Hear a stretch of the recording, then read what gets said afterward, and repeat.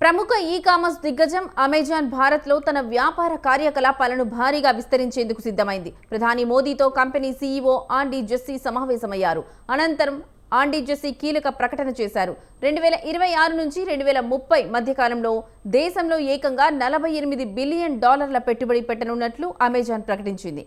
ఈ పెట్టుబడులతో భారత్ మార్కెట్పై తమకున్న దీర్ఘకాలిక నిబద్ధతను కంపెనీ మరోసారి స్పష్టం చేసింది. భారత్లో ఆర్టిఫిషియల్ ఇంటెలిజెన్స్, క్లౌడ్ ఇన్ఫ్రాస్ట్రక్చర్ విస్తరించడానికి 2030 నాటికి అదనంగా $13 బిలియన్ పెట్టుబడిగా పెట్టనున్నట్లు ఆండీ జెస్సీ తెలిపారు. దీంతో కేవలం ఏఐ క్లౌడ్ రంగంలోనే అమెజాన్ మొత్తం పెట్టుబడి $21 బిలియన్ దాటనుంది. ఈ పెట్టుబడుల ద్వారా ముంబై, హైదరాబాద్లలోని అమెజాన్ వెబ్ సర్వీసెస్ డేటా సెంటర్ల సామర్థ్యాన్ని గణనీయంగా పెంచనున్నారు.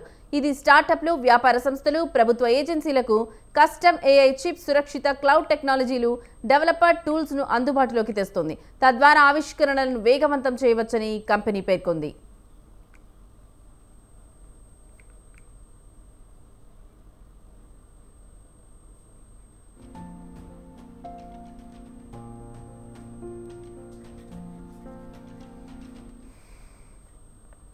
దశాబ్దం క్రితం భారత్లోకి అడుగుపెట్టామని, అప్పటి నుంచి ఈ-కామర్స్, ఏఐ, క్లౌడ్ వ్యాపారాల్లో అద్భుతమైన వృద్ధిని చూస్తున్నామని ఆండీ జెస్సీ తెలిపారు.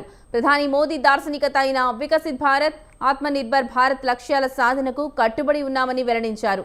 భారత్ వృద్ధి ప్రస్థానంలో దీర్ఘకాలిక భాగస్వామిగా కొనసాగుతామని స్పష్టం చేశారు. ఈ కొత్త పెట్టుబడులతో కలిపి 2010 నుంచి 2030 వరకు భారత్లో అమెజాన్ పెట్టిన మొత్తం పెట్టుబడుల విలువ $88 బిలియన్ పైగా చేరుకుంటుంది. గత కొన్నేళ్లుగా భారత్లో